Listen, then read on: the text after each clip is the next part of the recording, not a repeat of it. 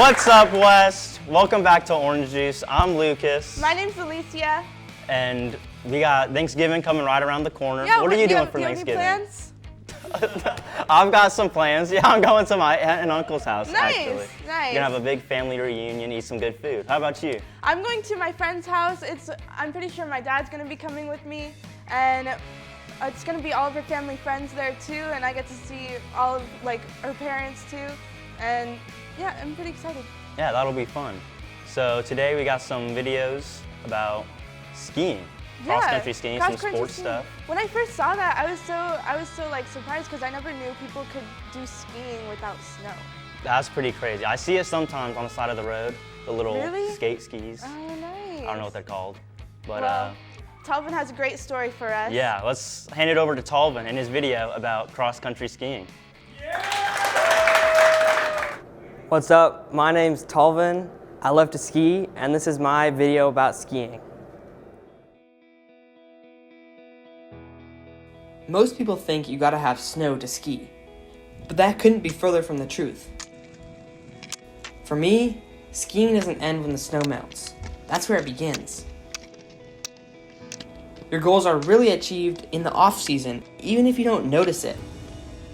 But by the end of fall, you'll see your improvements and watch your work pay off in race season.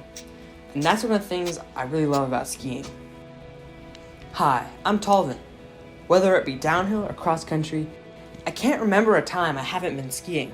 I know that for the average person, cross-country skiing is pretty boring, but it's always just been one of those things that clicked with me. Some days, it doesn't click so much though, and those are the toughest days. Sometimes it's waking up early for morning runs, which is never fun. Leaving your warm bed for the cold and dark is pretty rough. Sometimes it's a hard interval session after a long day at school. Sometimes you're just not feeling it, but always, I'm glad I did it afterwards. But what really keeps me going isn't just the training itself, it's the people who do it with me. It doesn't matter if it's a cold morning run, a long distance ski, or a tough interval session.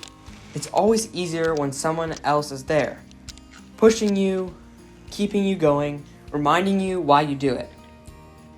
And that's what makes all the work worth it. Hello, my name is Christian Baptiste. I'm a student at West Anchorage High School and I play soccer. Normal day for me basically looks like just getting out of bed, getting dressed, heading to school, and then after school I have my practices at the Dome. And then the hardest part doing both is doing your schoolwork but also having practices during that time. I balance school and soccer by doing everything school-wise first, and then when I have soccer, I go do that. Then so basically cutting them in half, like part of the day is schoolwork, and then the other half is playing soccer and hanging out. I stay motivated by just doing what I can do first, and then because mainly my stress comes from schoolwork, so after I finish all that, I go out and play soccer, and soccer is where I can relieve all my stress and be myself.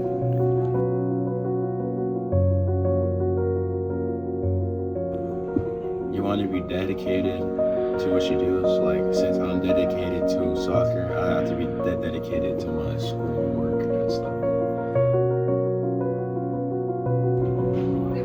I would say just take your time and do what you can, and primarily do your schoolwork first, because that's where all the stress builds up at. And then when you're done with all that, just go out, play soccer, and you'll be totally fine, I promise.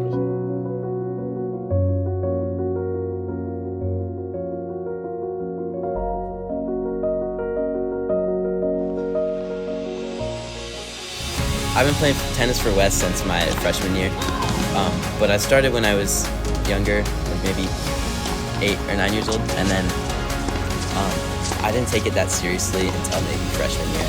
I started training more. Hi, my name is Bodie Mason. I'm a tennis player for West. For me, the hardest shot in tennis is definitely the overhead, because it's actually kind of an easy shot and it should be a winner, but because you're supposed to win the point, it gets in your head. Like, oh, I might miss this, and if I do miss it, then it's really embarrassing. So that makes me like miss it even more than a shot that it wouldn't be too bad to miss, if that makes sense. The most important skill for a tennis player to develop is definitely patience, because it takes a while to get better and it's really frustrating.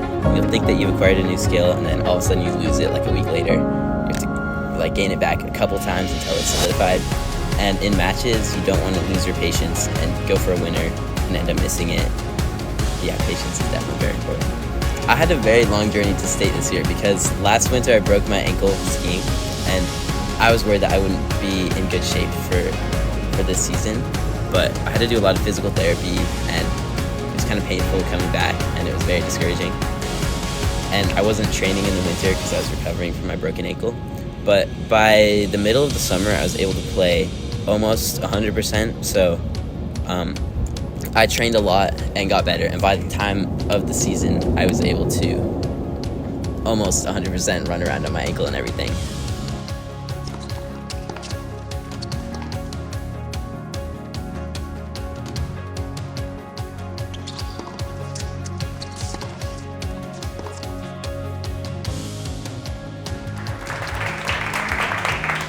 That was really nice. Okay, after lunch, they're always getting me for being late to class, and I think his name is Coach Navarro. He's always giving me the what is it, detention. Yeah, Coach Navarro and those detention slips. Yeah, but Can't stand them. He's a good coach, though. He is. He's a great football coach. I know those football guys love him. So I think we got a video about him too, don't we? Really? Yeah. All right, let's go ahead into that. Yeah.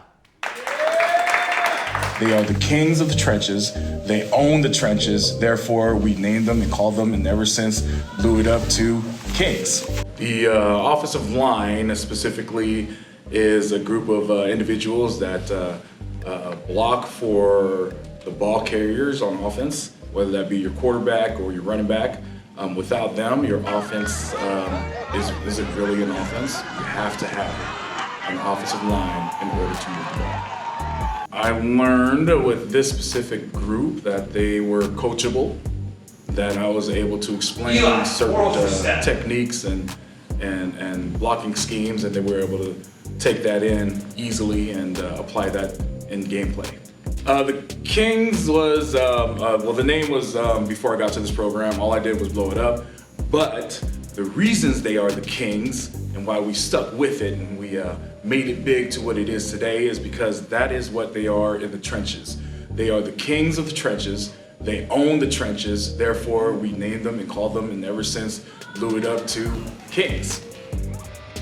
All right, well, we got an exciting week ahead of us today. Yeah, a short, exciting week. Yep, 3 days. We got Thanksgiving on Thursday, no school on Friday. Yeah, no school Thursday, Friday. So let's go celebrate Thanksgiving and eat some turkey. Yeah!